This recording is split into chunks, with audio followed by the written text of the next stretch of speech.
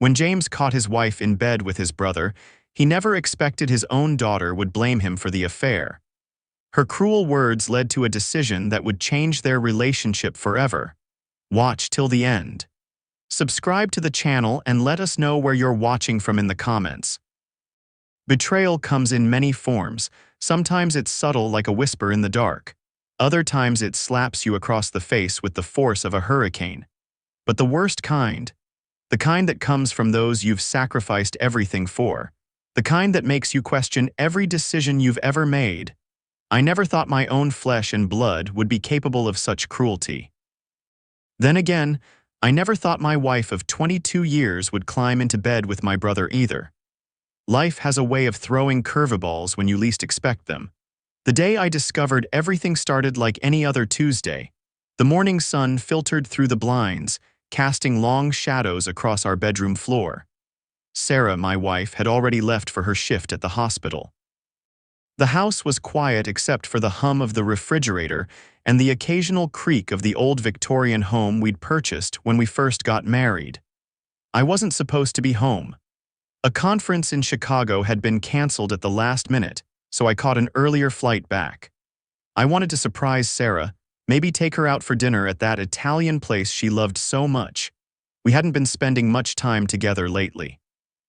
Between her schedule at the hospital and my workload at the firm, we'd been like ships passing in the night. The front door creaked as I pushed it open, juggling my suitcase and a bouquet of lilies, her favorite. I called out her name, but no answer came. Odd. Her car was in the driveway and she wasn't scheduled to work today.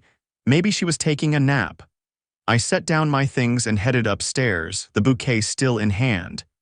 The master bedroom door was closed, which wasn't unusual. Sarah always said she slept better with the door shut. I turned the knob slowly, not wanting to startle her if she was sleeping. The sight that greeted me burned itself into my retinas, a scorching image that would haunt my dreams for months to come. Sarah wasn't alone. She was very much awake, entangled with a man I recognized all too well. My younger brother, Mark. They didn't notice me at first. Too caught up in their betrayal to register the door opening. When they did, the look on their faces wasn't just surprise or shame. There was something else there, something that cut deeper than the betrayal itself. Annoyance, as if I'd interrupted something important, as if I was the one who'd done something wrong. James, Sarah said, clutching the sheet to her chest. You're supposed to be in Chicago. Not I'm sorry or this isn't what it looks like. Just a statement of fact, as if catching her with my brother was merely an inconvenience in her schedule. Mark at least had the decency to look ashamed. He scrambled for his clothes, muttering apologies that sounded hollow even to my shock-numbed ears. I didn't say a word. What was there to say? I simply closed the door and walked back downstairs, the lilies forgotten on the hallway table. My mind was a blank slate, incapable of processing what I'd just witnessed. It wasn't until I was sitting in my car, hands gripping the steering wheel so tight my knuckles turned white, that the reality of the situation hit me. My wife of 22 years had been sleeping with my brother. How long had it been going on? Weeks, months, years? Had our entire marriage been a lie? I drove aimlessly for hours, ignoring the incessant buzzing of my phone. Sarah calling, no doubt trying to explain, to rationalize what she'd done, or maybe trying to blame me somehow. That seemed to be her pattern lately. Everything was always my fault. It was dark when I finally checked into a hotel, unwilling to return to a house that no longer felt like home. I didn't sleep that night. Instead, I stared at the ceiling, replaying every moment of our marriage, looking for signs I might have missed. Morning came, bringing with it a clarity I hadn't expected. I knew what needed to be done. I called my lawyer, a longtime friend who'd helped me navigate many difficult situations in the past. This was different, though. This was personal. James, David said, his voice grave when I explained the situation. I'm so sorry. Look, don't make any decisions right now. Take some time to think, maybe consider counseling before jumping straight to divorce. But I didn't need time. For once in my life, I was absolutely certain about what I wanted. Draw up the papers, David. I want this over with as soon as possible, he sighed, recognizing the determination in my voice. All right, I'll have them ready by tomorrow, but James, be careful. Divorce can get messy, especially with assets involved. Assets, our house, our savings, the college fund we'd set up for Lily, our daughter who was starting her sophomore year at Princeton. The thought of her made my heart clench. How was I going to tell her? As if summoned by my thoughts, my phone rang. Lily's face flashed on the screen, her bright smile a stark contrast to the turmoil I was feeling. "Dad," she said when I answered, her voice immediately setting off alarm bells in my head. She'd been crying. "What's going on? Mom called me, she was really upset. She said you caught her with Uncle Mark and now you're not answering her calls." I closed my eyes, cursing Sarah for dragging our daughter into this so quickly. "Lily, honey, it's complicated. Your mom and I are going through some things right now." She said it was a mistake, that it only happened once. "She's really sorry, Dad. Can't you forgive her? Only once." The lie tasted bitter even secondhand. I'd seen the familiarity between them, the ease. This wasn't a first-time mistake. "I don't think that's true, Lily. And even if it was, some mistakes can't be undone." There was a pause on the other end of the line, a silence that stretched uncomfortably before Lily spoke again. "Maybe if you'd been around more, she wouldn't have looked elsewhere." Her words hit me like a physical blow. "What? You're always working, Dad, always at the office or on business trips. Mom's been lonely. She said she tried to talk to you about it, but you never listened." I couldn't believe what I was hearing. My own daughter taking her mother's side after what she'd done. "Lily, your mother cheated on me with my brother. There's no justification for that. I'm just saying relationships are a two-way street. Maybe if you'd paid more attention, this wouldn't have happened." The conversation deteriorated from there. Lily, barely 20, lecturing me on relationships and forgiveness. Me, trying to make her understand the depth of the betrayal without villainizing her mother completely. By the end, we were both frustrated and angry. "It's your fault Mom cheated on you," she finally said, her voice cold and accusing. "If you were a better husband, she wouldn't have needed to look elsewhere." Then she hung up, leaving me staring at the phone in disbelief. I'd always prided myself on being a good father. I'd worked hard to provide for my family, to give Lily everything she needed. The best schools, summer camps, music lessons, dance classes. I'd been at every recital, every parent-teacher conference. I'd helped her with homework, taught her to drive, stayed up late talking about her dreams and fears. And this was how she repaid me. By blaming me for her mother's infidelity. Something snapped inside me then. A lifetime of playing by the rules, of doing what was expected, of putting everyone else's needs before my own. For what? To be cheated on by my wife and blamed by my daughter. The next morning, I visited my bank. Princeton's tuition for the semester had been paid, but the rest of Lily's college fund was still accessible. It was substantial, enough to cover the remainder of her education and then some. We'd started saving when she was born, setting aside money each month for her future. I closed the account. It wasn't a decision made lightly, despite the anger still coursing through me. But if Lily was old enough to pass judgment on my marriage, to blame me for her mother's choices, then she was old enough to take responsibility for her own life. Let Sarah pay for her education if she was so concerned about Lily's future. The guilt came later, of course. Had I overreacted? Was I punishing my daughter for siding with her mother? Maybe. But at that moment, all I could think about was the look on Sarah's face when I caught her with Mark. Not shame, not regret. Just annoyance at being interrupted. My phone rang continuously for the next few days. Sarah, Lily, Mark, even my parents called, having heard about the situation from Mark, no doubt. I ignored them all, focusing instead on finding an apartment and meeting with David to finalize the divorce proceedings. It was a week before Lily showed up at my temporary apartment, her eyes red-rimmed and puffy. She'd been crying again. "The bursar's office called," she said, standing stiffly in the doorway, refusing to come inside. "They said my college fund has been closed, that I need to make other arrangements for next semester's tuition." I nodded, not trusting myself to speak just yet. "Did you do this?" she demanded, her voice cracking. "Did you take my college money because of what I said?" The accusation in her eyes was familiar now, the same look Sarah had given me countless times over the years, always my fault, never hers. "I closed the account," I admitted. "You're an adult now, Lily. Adults pay for their own education." "How am I supposed to afford Princeton? I can't get loans this late in the semester." Maybe your mother can help, or your Uncle Mark. They seem very close. It was a low blow, and I regretted it immediately. Lily's face crumpled, tears spilling down her cheeks.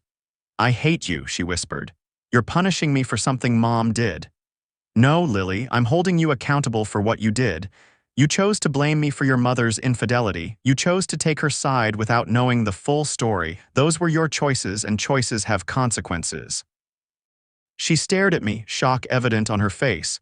I'd never spoken to her this way before, never been anything but supportive and loving. But the events of the past week had changed me. I couldn't be the doormat anymore, not even for my daughter. I'm sorry, she finally said, her voice small. I shouldn't have said those things. I was just upset and confused. Mom was crying and I didn't know what to think. Part of me wanted to cave, to pull her into my arms and tell her everything would be okay. To reopen the account and pretend this conversation never happened. But another part, a part that had been silenced for too long, refused to back down. I've always taught you that words matter, Lily.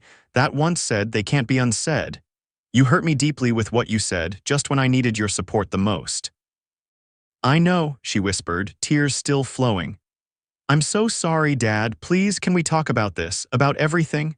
I stepped aside, allowing her to enter the apartment. It was sparse, nothing like the warm, inviting home we'd shared as a family. Just the basics, a bed, a couch, a small kitchen table. But it was enough for now. We talked for hours. Really talked in a way we hadn't in years. Lily admitted that she'd been aware of tension between Sarah and me for months. That Sarah had been confiding in her, painting me as distant and uninterested. That she'd suspected her mother was seeing someone but had convinced herself it wasn't true. I should have talked to you, she said, curled up on my couch, looking younger than her 20 years. I let Mom's version of things color my perception.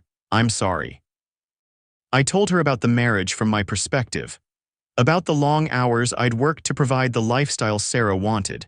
About the counseling sessions I'd suggested that Sarah refused to attend. About the growing distance between us that I'd tried repeatedly to bridge. Why Uncle Mark? Lily asked, the question that had been burning in my mind as well. I don't know, I admitted. Maybe because he was convenient, maybe because it would hurt me the most. I may never know the real reason. As the night wore on, we reached a tentative peace. Not forgiveness, not yet, but understanding. I agreed to reconsider the college fund situation, and she agreed to move into the apartment with me temporarily until she returned to school. The weeks that followed were difficult but illuminating. Sarah fought the divorce proceedings at every turn, demanding more than her fair share of our assets. Mark tried repeatedly to apologize, claiming it had been a moment of weakness. Both blamed me in their own ways, Sarah more overtly, Mark more subtly. But I stood firm, supported by Lily who, after learning more about the situation, had firmly placed herself in my corner. She moved her things out of the house, refusing to stay with Sarah despite her mother's pleas. She's still trying to justify what she did, Lily told me one evening as we shared takeout at our small kitchen table. Saying it was because you were emotionally unavailable or whatever. I told her that's no excuse for cheating, especially not with your brother. I smiled, grateful for her support but worried about the strain this was putting on her. You know you don't have to choose sides, right? She's still your mother. Lily shrugged, pushing her food around her plate. I know, and I still love her, but what she did was wrong and she refuses to admit it. I can't pretend everything's okay when it's not. I reached across the table, squeezing her hand. Thank you for being here, it means more than you know. I'm sorry about what I said before, she said, not for the first time. I was wrong and I hurt you when you were already hurting. Water under the bridge, I assured her, though the pain of her initial reaction still lingered. We all say things we don't mean when we're upset. The college fund was reopened eventually, though with conditions. I would continue to pay for Lily's education, but she would be responsible for her living expenses. A compromise that satisfied us both and taught her a valuable lesson about financial independence. Sarah and I finalized our divorce 6 months later. She got the house, I got my freedom. It seemed a fair trade at the time. Mark moved in with her shortly after, a development that surprised no one but still managed to sting. Lily returned to Princeton, stronger for the experience but more cautious too. She called regularly, visited during breaks, and slowly our relationship healed. She remained distant from Sarah, a fact that caused her mother no small amount of distress. She blames me for everything, Sarah complained during one of our rare conversations, necessary only because of Lily. She won't even come home for Christmas, says she's spending it with you instead. That's her choice, I said, trying to keep the satisfaction from my voice. She's an adult. She makes her own decisions now. Sarah sighed, the sound crackling over the phone line. This isn't how I thought things would turn out, James. No, I agreed. It's not how I pictured our lives either. There was a pause, pregnant with unspoken words and regrets. I am sorry, she finally said. Not just for Mark, but for everything, for letting things get so bad between us. Too little, too late, but I appreciated the apology nonetheless. I know, I said simply. Take care, Sarah. Life has a funny way of coming full circle. 2 years after our divorce, I received a call from Lily, her voice trembling with emotion. Mom and Uncle Mark had a huge fight, she said without preamble. She caught him with someone else. Ironic, right? I couldn't help the small spark of vindication that flared within me. Is she okay? Not really. She kicked him out, but now she's all alone in that big house. She's been calling me nonstop, crying about how she messed everything up, how she should have appreciated what she had. I waited, sensing there was more to this conversation than just an update on Sarah's love life. She asked about you, Lily continued hesitantly. Wanted to know if you were seeing anyone. I laughed, genuinely amused. Please tell me you're not trying to play matchmaker. God, no, Lily said quickly.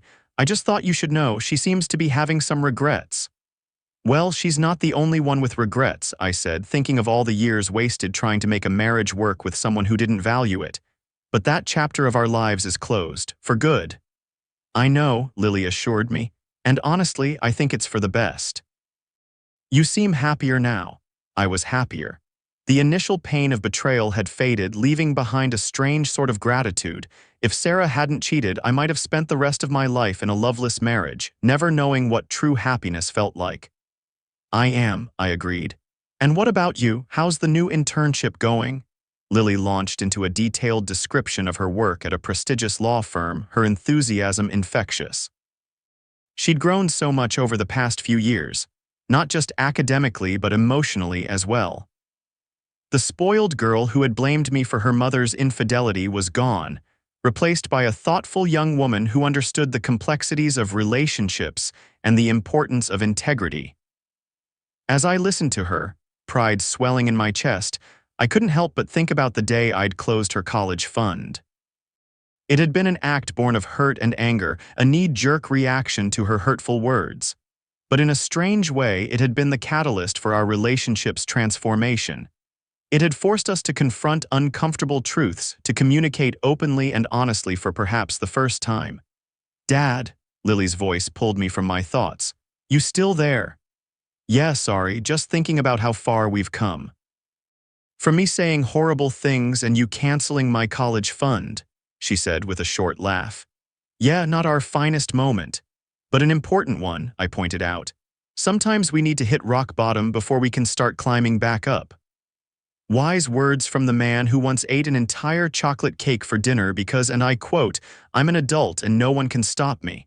I laughed, remembering the night in question. It had been shortly after the divorce, a small act of rebellion against a lifetime of rules and expectations. The wisdom came later, along with the stomachache.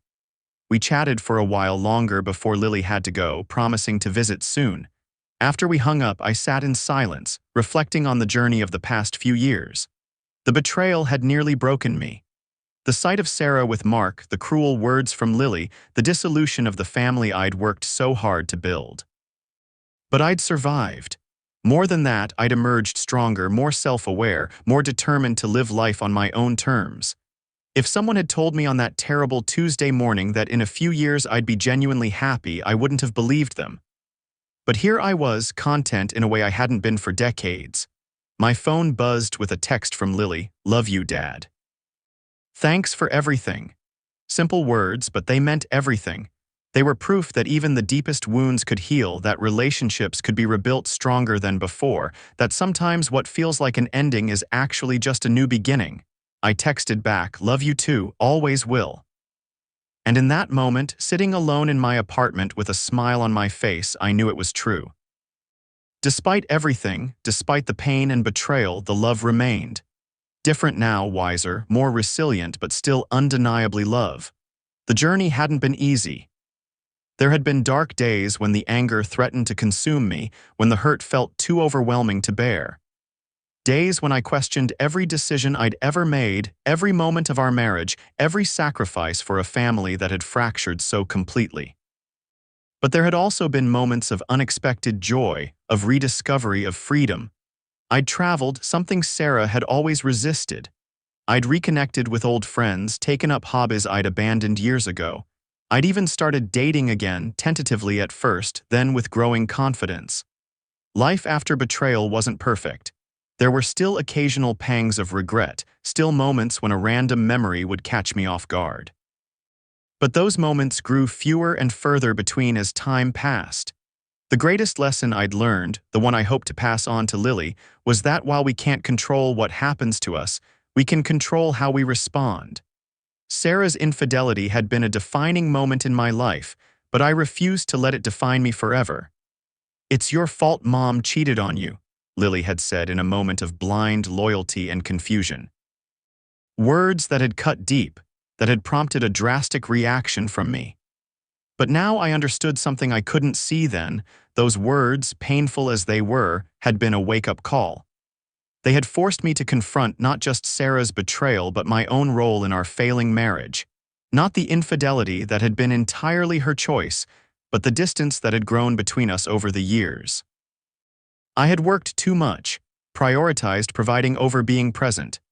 It didn't excuse her actions, nothing could, but acknowledging my part in our marital problems had been an important step in my healing process. Canceling Lily's college payment had been a wake-up call for her as well. It had shown her that actions have consequences, that words can wound deeply, that loyalty should be based on truth rather than blind allegiance. In the end, Sarah's betrayal had taught us both valuable lessons about love, trust, and forgiveness. Not the easy kind of forgiveness that pretends the hurt never happened, but the complex, nuanced forgiveness that acknowledges the pain while choosing to move beyond it. I never forgave Sarah in the conventional sense. I never told her it was okay because it wasn't. What she did changed our lives irrevocably. But I did let go of the anger, the bitterness, the desire for revenge. I wished her well, not out of some noble sense of magnanimity, but because holding on to hatred was exhausting and I had better things to do with my energy. Lily eventually reached a similar place with her mother. Their relationship would never be what it once was, but they found a new way to interact, more as adults than as mother and daughter.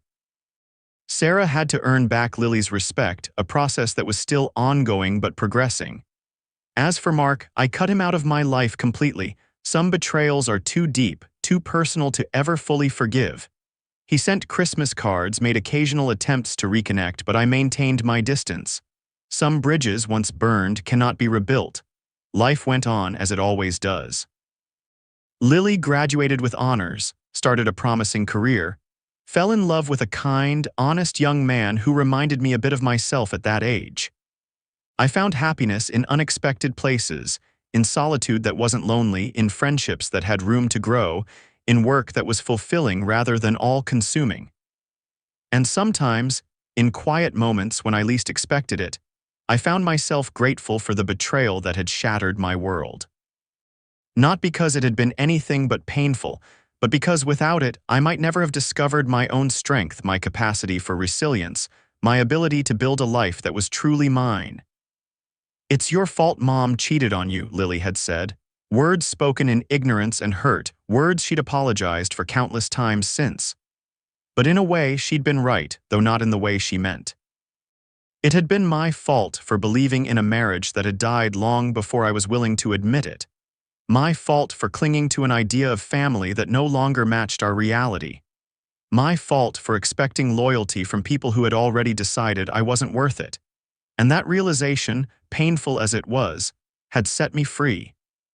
The day I canceled Lily's college payment had been the first step in reclaiming my life, in setting boundaries, in demanding respect. It hadn't been about punishment, though it felt that way at the time. It had been about saying no more. No more taking advantage of my generosity. No more assuming I would always be there to clean up messes I didn't make. No more treating me as an ATM rather than a person with feelings that could be hurt. It had been about self-respect, a quality I'd somehow misplaced during 22 years of marriage to a woman who had ultimately betrayed me in the most personal way possible. Lily understood that now. She saw the cancellation of her college fund not as a petty act of revenge, but as a desperate attempt by a wounded man to assert some control over a situation that was spiraling away from him. She recognized the pain behind the action, the hurt that had driven me to it. And I understood her initial reaction better too. The shock, the confusion, the instinct to believe her mother over me. She'd been caught in the middle of an adult situation, asked to take sides in a conflict she didn't fully comprehend. Her loyalty to Sarah had been misguided but understandable, a daughter defending her mother without knowing all the facts. We'd both made mistakes, both said and done things we regretted. But we'd worked through it together, emerging on the other side with a stronger, more honest relationship than we'd had before. That was the unexpected gift of betrayal. It stripped away pretense, forced honesty, revealed character. Like a forest fire that destroys everything in its path but creates fertile ground for new growth, Sarah's infidelity had burned our family to the ground but allowed something different, something potentially better, to rise from the ashes. Not a traditional family, not the life I'd planned, but a life nonetheless. A good life, filled with moments of joy and connection, with challenges overcome and lessons learned. And perhaps that was the greatest revenge of all, not just surviving but thriving.